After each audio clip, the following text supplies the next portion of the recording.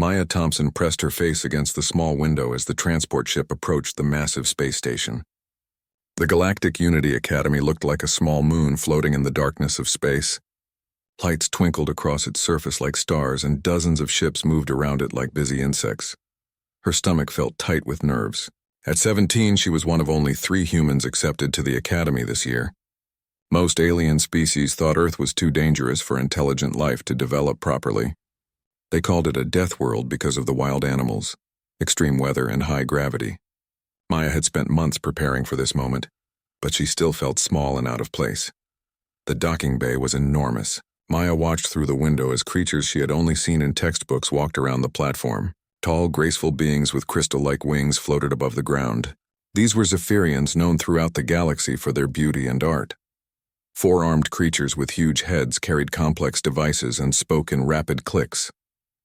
Those were the Kethmori, considered the smartest species in the galaxy. Maya grabbed her single bag and followed the other passengers off the ship. The air tasted different here, more sterile and clean than Earth air. Everything was bigger than she expected. The ceiling stretched high above her head, and the corridors were wide enough for several large creatures to walk side by side. A floating screen appeared in front of her, displaying text in several languages. The English version told her to report to Dormitory Block 7 for room assignment. Maya followed the glowing arrows on the floor, trying not to stare at the other students she passed. A group of Kethmori students stood near a wall, their 4 arms gesturing as they discussed something in their clicking language. One of them noticed Maya and said something that made the others turn to look. They stared at her for a moment, then continued their conversation with what sounded like laughter. Maya kept walking. She had expected this kind of reaction. Humans were still new to galactic society, and most aliens saw them as primitive curiosities. Her guidance counselor on Earth had warned her that she would face prejudice, but had also reminded her why she was here. Maya was smart, very smart, and she had scored higher on the Academy entrance exams than 90% of applicants from all species. The dormitory block was like a small city. Maya found her room number and pressed her hand to the scanner. The door slid open to reveal a space larger than her bedroom back home. There were 2 beds, 2 desks, and a large window showing the stars outside. A Zephyrian girl was already there, unpacking crystalline objects that caught the light and threw rainbows around the room. She looked up when Maya entered, and her expression immediately became uncomfortable. "Oh," the Zephyrian said, her voice like wind chimes. "You must be the human. I am Lyra. I have already submitted a request for room reassignment. Nothing personal, of course, but my parents would prefer I not associate too closely with your species."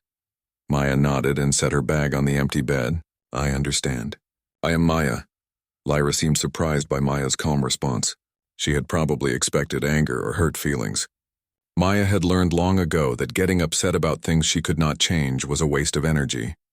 Maya unpacked her few belongings while Lyra continued arranging her side of the room. The Zephyrian kept glancing at Maya, as if expecting her to do something primitive or violent. Maya just organized her clothes and set up her study materials. A loud chime sounded throughout the building, followed by an announcement in multiple languages. It was time for the orientation assembly. Maya and Lyra walked to the main hall together, though Lyra made sure to keep some distance between them. The assembly hall was incredible. It could hold thousands of students, and the ceiling showed a real-time view of the space outside. Students from 12 different species filled the seats, creating a rainbow of colors, shapes, and sizes. Maya found a seat near the back and watched as the Academy director, a dignified Etherian with flowing robes that seemed to be made of liquid light, began the welcome speech. The director talked about unity, cooperation, and the bright future of galactic civilization.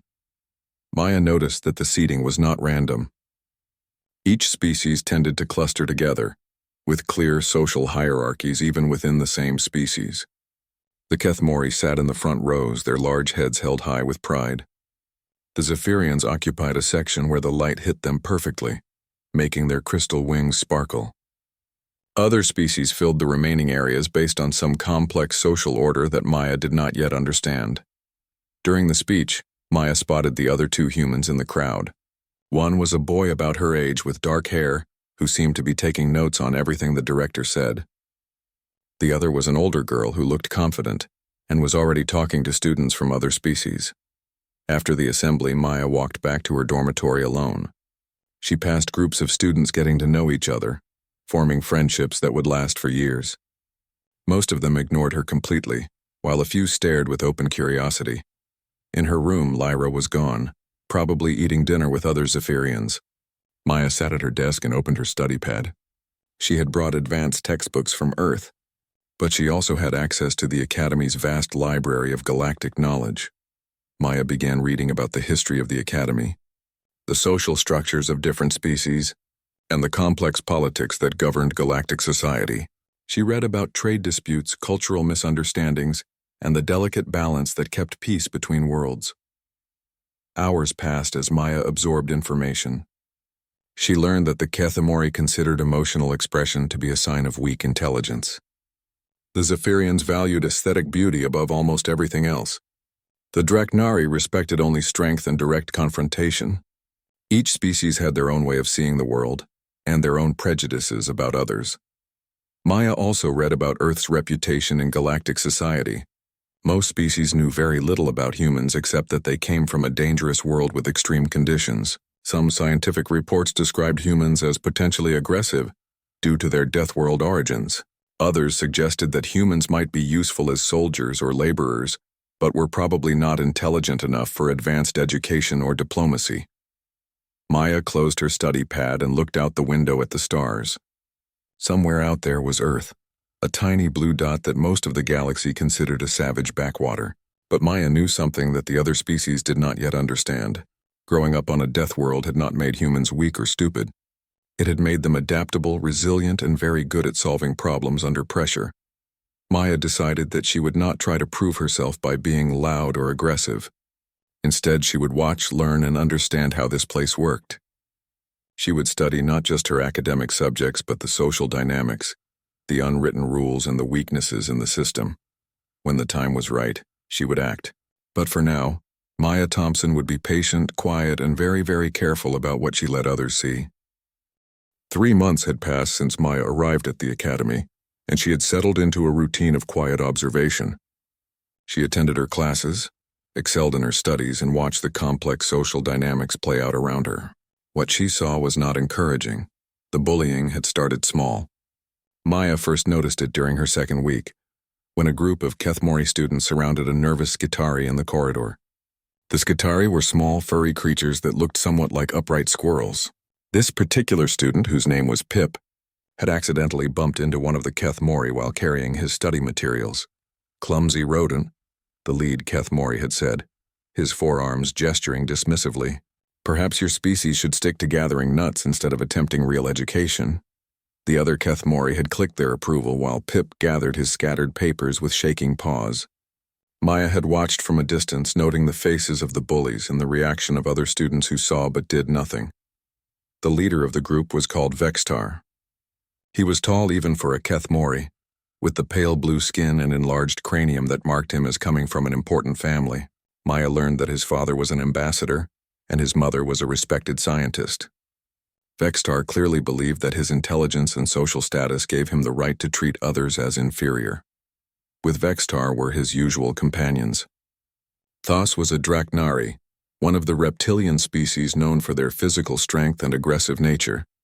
His scales were dark green, and his eyes were always scanning for signs of weakness in others. The third member of their group was Wisp, an Etherian whose flowing, translucent form could shift and change shape. Wisp was perhaps the most dangerous of the three, because while Vexitar was openly arrogant and Thos was obviously threatening, Wisp was subtle and manipulative. As the weeks passed, Maya watched their pattern of behavior. They targeted students who were alone, different, or from species that others considered lesser. They were careful never to do anything that would attract serious attention from the faculty, but they made life miserable for their victims in dozens of small ways. Maya also got to know the other humans better. The boy she had seen taking notes during orientation was Jake Martinez. He was studying xenobiology and hoped to become a researcher who could help humans understand alien life forms. Jake was enthusiastic and friendly, always eager to make connections with students from other species. The older girl was named Lisa Chen, and she was in her final year at the academy. Lisa was more politically minded and spent most of her time working with student government organizations. She was good at navigating the complex social structures of the academy, but she would be graduating soon and returning to Earth. Maya found herself growing closer to Jake, partly because they were both humans in a strange place, but also because she genuinely liked his curiosity about the universe. Jake was working on a research project about symbiotic relationships between different species, and Maya often helped him with the complex mathematical calculations involved.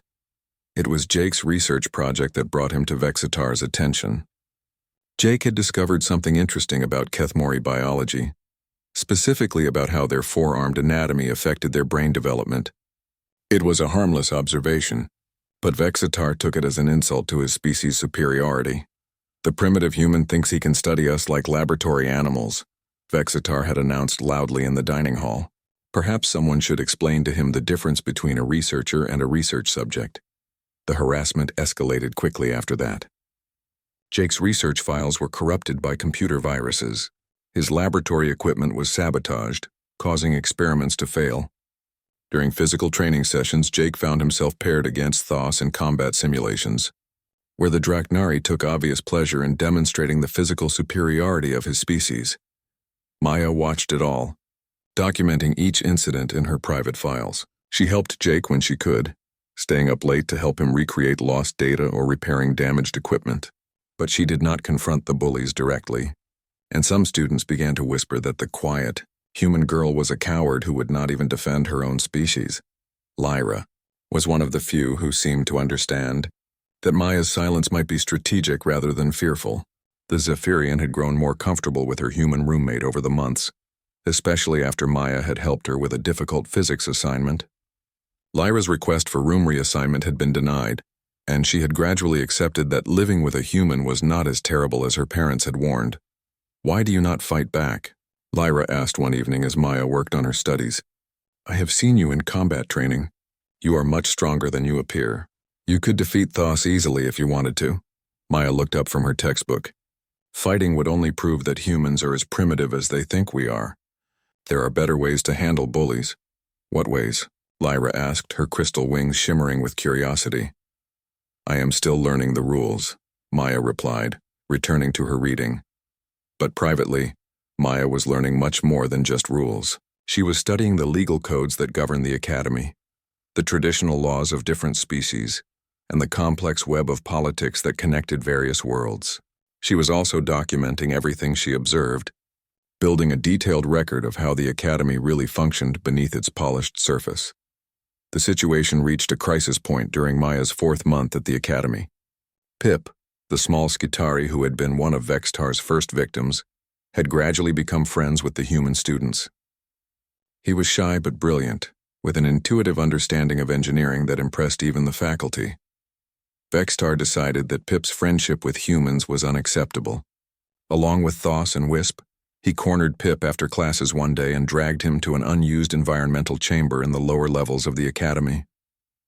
These chambers were used to simulate the atmospheric conditions of different worlds for research purposes. They sealed Pip inside a chamber set to Draknari atmospheric conditions, with high temperature and toxic gases that would be fatal to most other species. They told him it was a joke, that they would let him out in a few minutes, but Maya suspected they had no intention of returning. Maya found Pip by accident, following strange sounds coming from the lower levels. She discovered him unconscious in the chamber, his fur singed and his breathing labored. Maya quickly opened the chamber and carried Pip to the medical bay, where the staff was able to save his life. When Maya tried to report the incident, she was told that there was no evidence of wrongdoing. The chamber logs had been erased, and Vexitar's group had alibis provided by other Kethmori students. The faculty seemed more concerned about avoiding scandal than finding the truth. That night, Maya sat in her room and made a decision. She had spent months learning how the academy worked, studying its weaknesses and understanding its politics. She had gathered evidence and built relationships. She had been patient and careful, but patience had its limits. Lyra found her staring out the window at the stars. "You look different," the Zephyrian observed. "What has changed?" Maya turned away from the window, and Lyra was surprised to see something new in her human roommate's eyes. It was not anger exactly, and it was not fear. It was the look of someone who had finished preparing and was ready to act. "I think I understand the rules well enough now," Maya said quietly. "Tomorrow I am going to start playing by them." The Grand Assembly was the most important event of the Academy year. Students from all species gathered in the main hall to demonstrate their cultural achievements and compete for academic honors. It was a celebration of galactic unity, but Maya had observed that it was really about showing off and establishing social dominance. Maya sat in her usual spot near the back, watching as different species presented their accomplishments. The Zephyrians performed an aerial dance that filled the hall with flowing light and music. The Nereidans created a holographic ocean where bioluminescent creatures swam through the air above the audience. The Kethemori displayed complex mathematical proofs that supposedly demonstrated their intellectual superiority. Jake was scheduled to present his research on symbiotic relationships, but Maya could see he was nervous. Months of harassment had worn him down, and he kept glancing at where Vexitar sat with the other Kethemori students.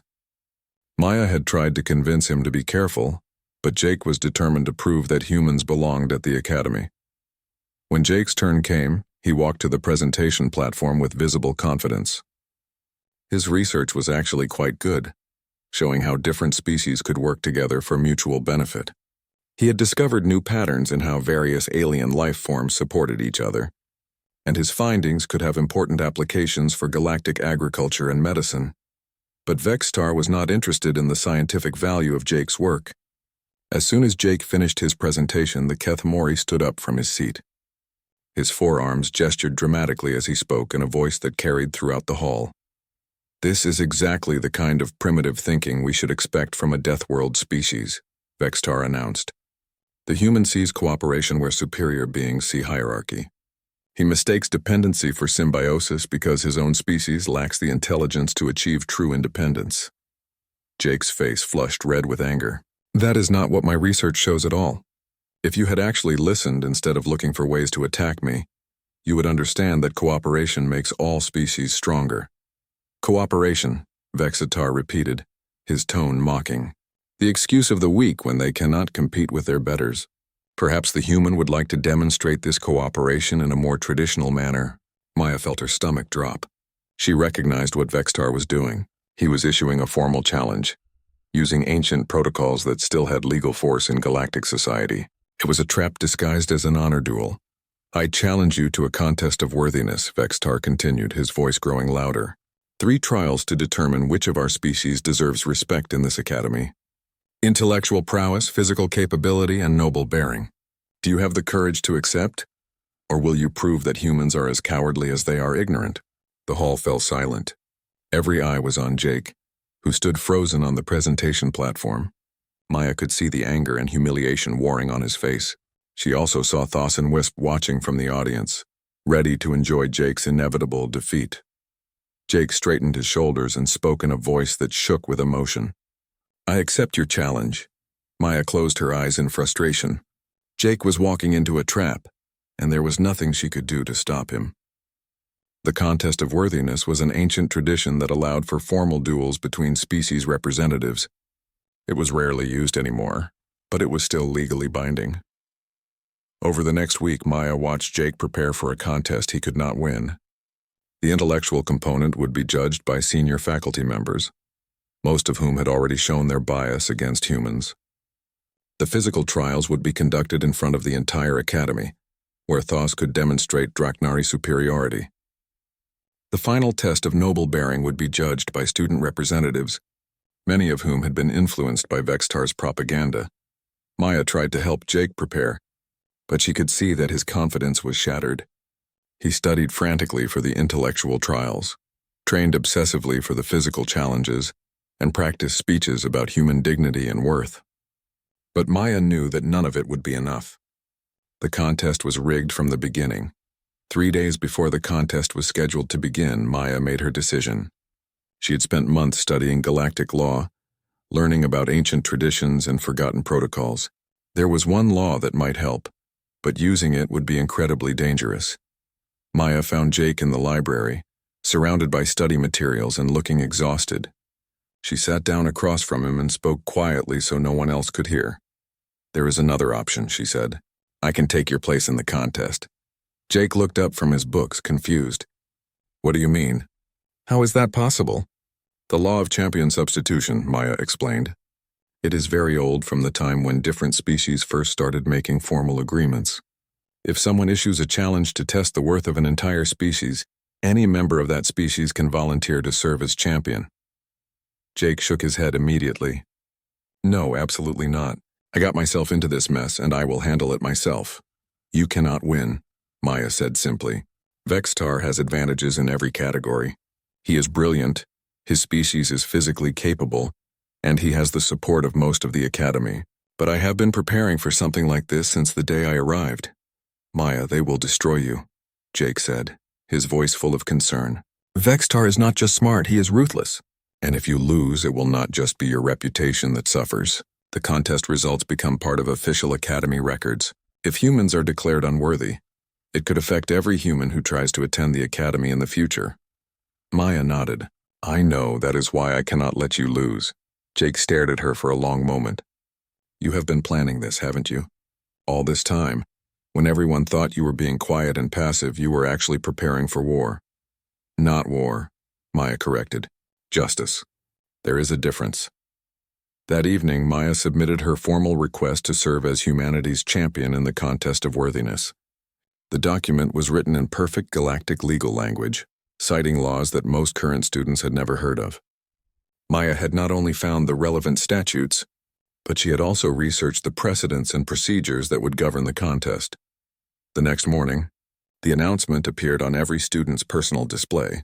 Maya Thompson, the quiet human girl who rarely spoke in class, would face Vextar in a contest that would determine the official standing of humans at the Academy.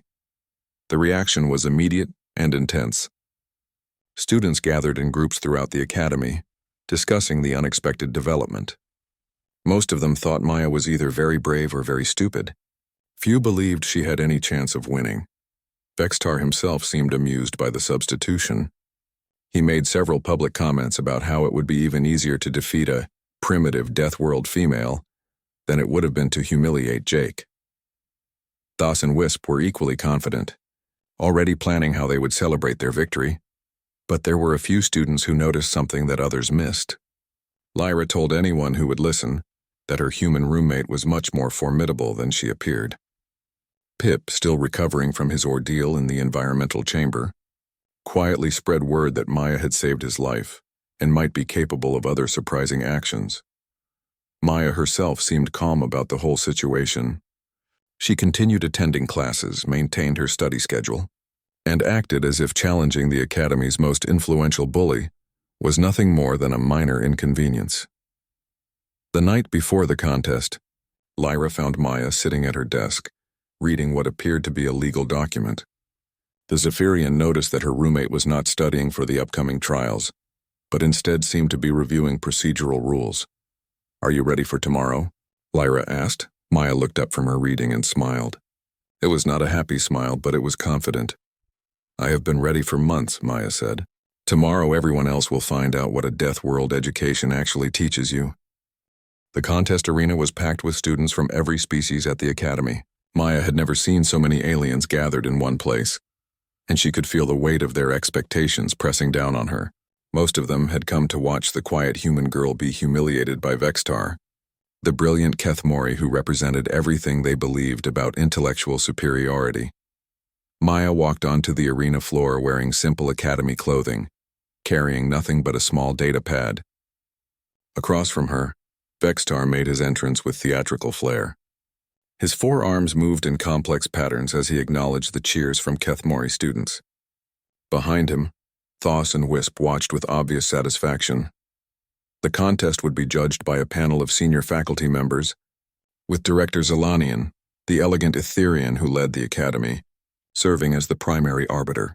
3 trials would determine the outcome: intellectual prowess, physical capability, and noble bearing. The first trial begins now, Director Zelanian announced, her voice flowing like liquid music through the arena. Each contestant will answer questions designed to test the depth and breadth of their knowledge. The subjects will include advanced quantum mechanics, galactic history, diplomatic theory, and comparative xenobiology.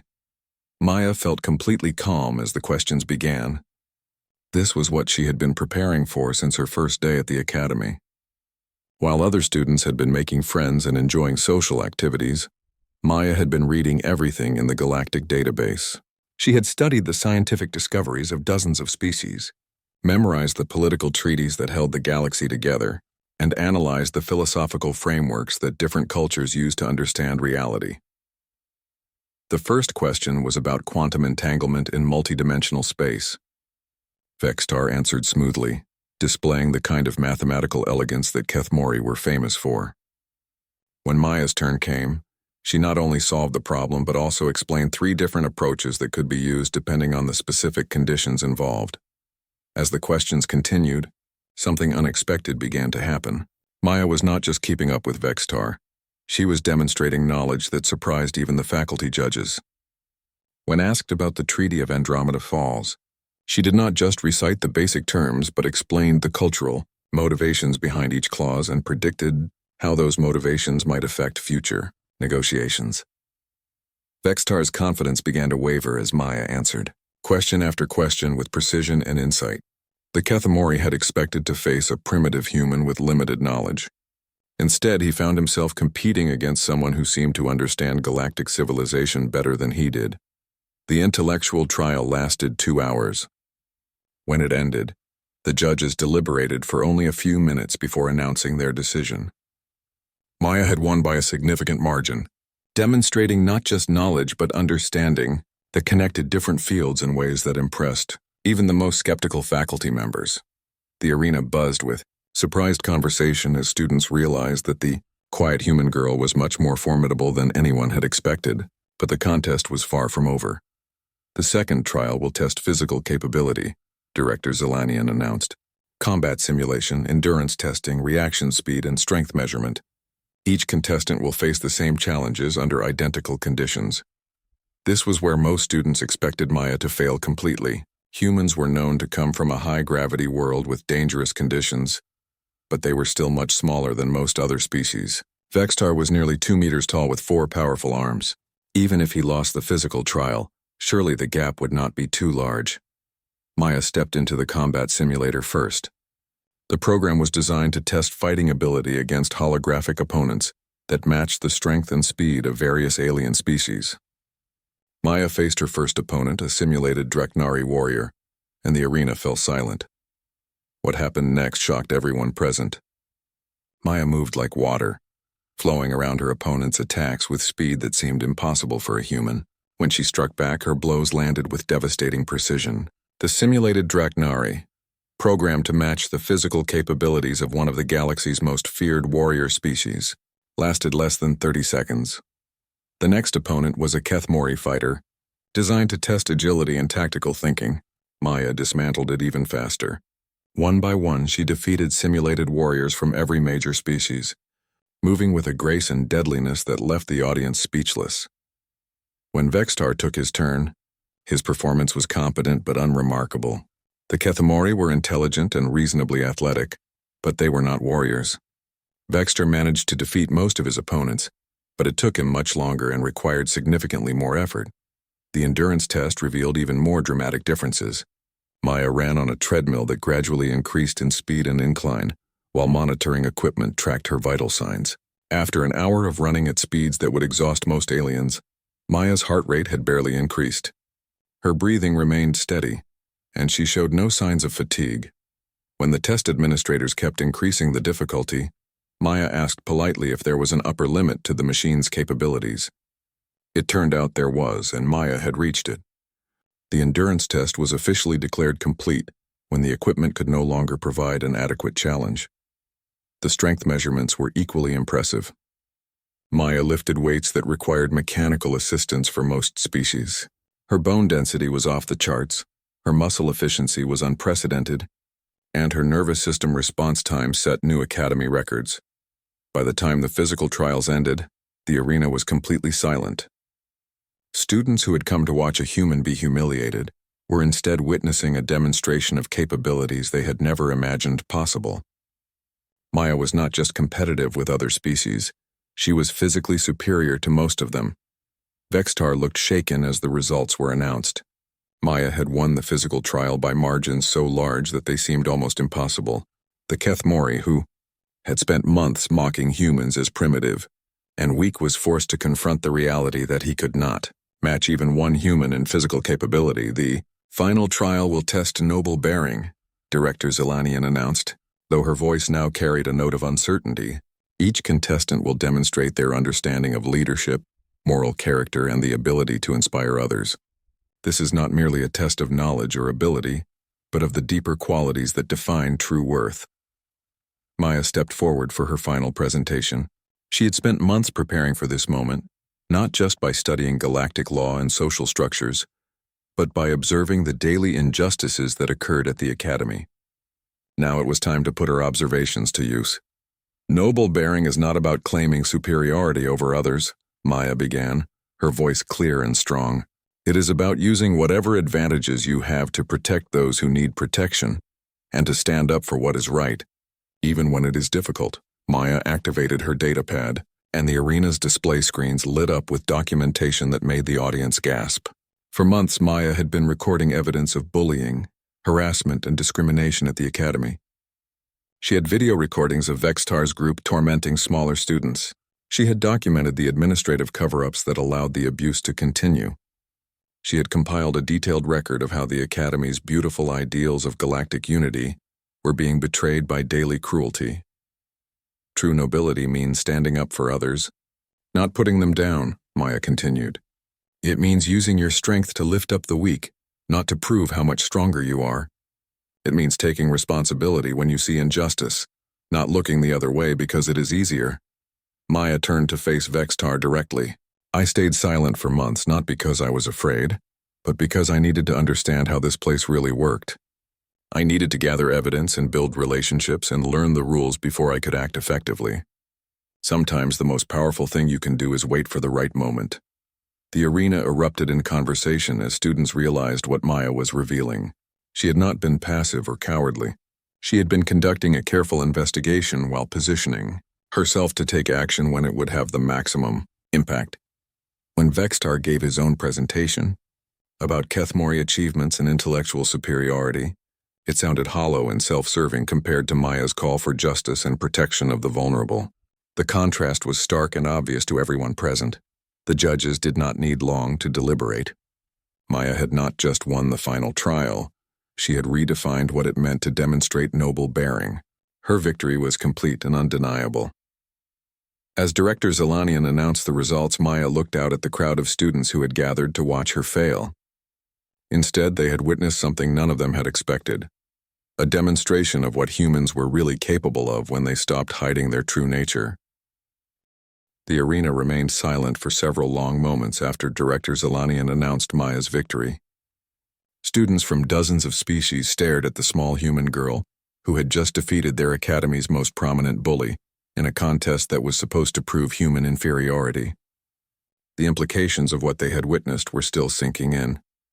Maya stood calmly in the center of the arena, showing no signs of triumph or celebration.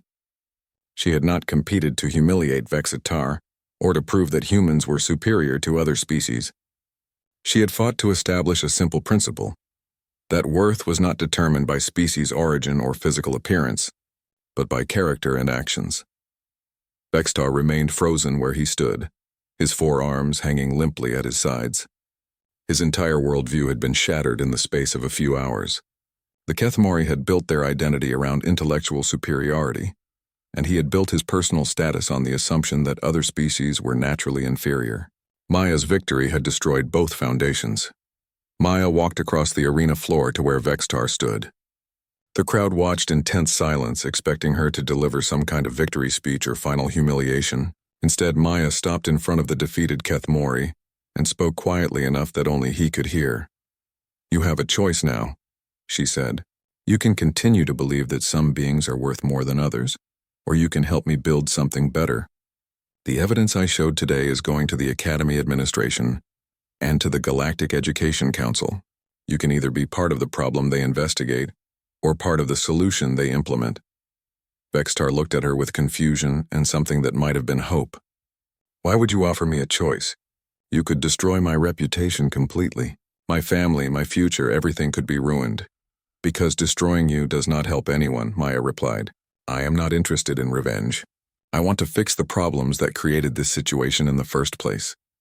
Maya turned to address the entire arena, her voice carrying clearly through the sound system. The contest is over, but the real work is just beginning.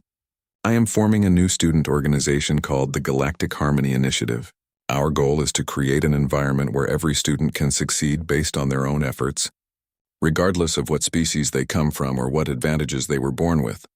The reaction was immediate and mixed. Some students cheered, particularly those from smaller or less prestigious species who had suffered under the current social hierarchy. Others looked skeptical or worried about how such changes might affect their own status. But many seemed genuinely intrigued by the possibility of something different. Over the following weeks, Maya worked to turn her victory into lasting change. The evidence she had compiled forced the Academy administration to confront problems they had been ignoring for years. Several faculty members who had enabled discrimination were reassigned or dismissed. New policies were implemented to protect students from harassment and to ensure fair treatment regardless of species origin. Jake became Maya's co-leader in the Galactic Harmony Initiative, finally finding the confidence that months of bullying had eroded. Together, they organized study groups that mixed students from different species, created mentorship programs that paired older students with newcomers, and established clear procedures for reporting discrimination. The most surprising development was Vexitar's decision to join their organization. The former bully threw himself into the work of reform with the same intensity he had once used for harassment. He seemed genuinely committed to making up for his past behavior, and his insider knowledge of how the old system worked made him valuable in identifying problems that needed to be addressed. I think he is trying to rebuild his entire identity, Lyra observed one evening as she and Maya worked on their studies. The Zephyrian had become one of Maya's closest friends and strongest supporters. It must be difficult to realize that everything you believed about yourself and others was wrong. Maya nodded. People can change if they really want to. The question is whether the change will last when it becomes difficult or inconvenient. Thos and Wisp proved to be more challenging cases. The Draknari had built his identity around physical dominance, and Maya's demonstration of superior capability had left him confused and resentful. Wisp remained manipulative and untrustworthy, though he was careful to avoid any actions that could be traced back to him. Maya decided to handle them differently. Instead of trying to reform them, she simply made sure they understood the new reality. Their old methods of harassment would no longer be tolerated, and any attempts to return to their previous behavior would result in immediate expulsion. It was not as satisfying as genuine reform, but it was effective in protecting their potential victims. The changes at the Academy began to attract attention throughout galactic society. Other educational institutions sent observers to study Maya's reforms. Some planetary governments began questioning their own policies regarding species discrimination.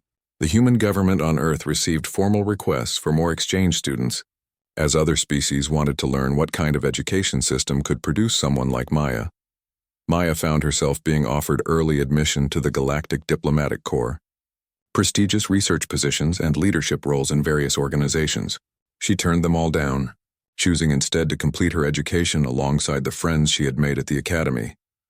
You could have anything you want now, Jake told her one day as they worked together in the laboratory. Everyone in the galaxy wants to know more about humans and about you specifically. Why are you staying here? Maya looked up from the equipment she was calibrating.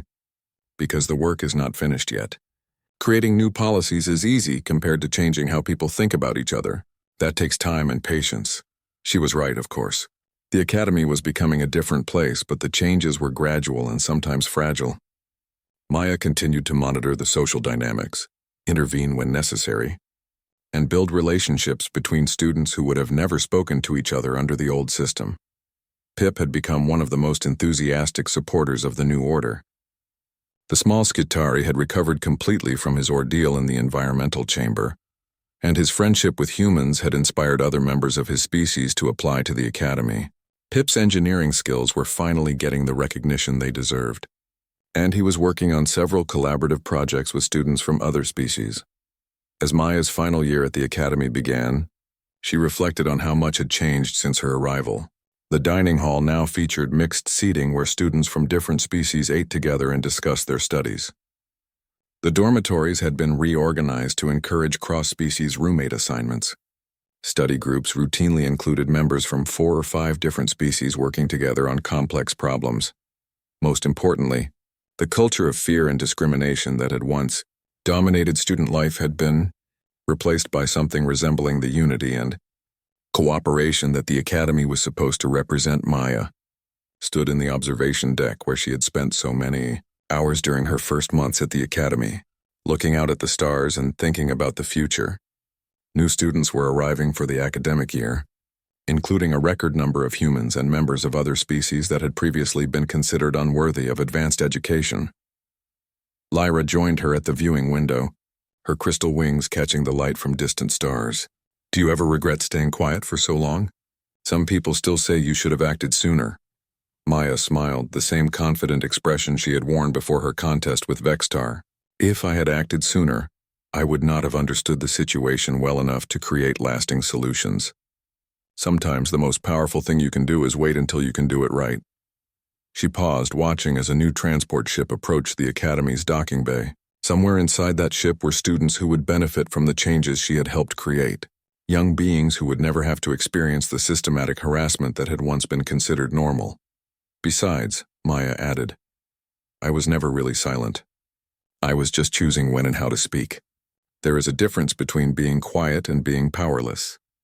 As the new semester began, Maya Thompson continued her studies, monitored the social dynamics of the academy, and quietly prepared for whatever challenges lay ahead. She had learned that the most effective way to change the world was not through dramatic gestures or angry confrontations, but through patient observation, careful preparation, and strategic action at exactly the right moment. The Deathworld girl who had once been dismissed as primitive and inferior had become one of the most respected students in the Academy's history. But more importantly, she had proven that true strength came not from dominating others but from lifting them up and creating something better for everyone.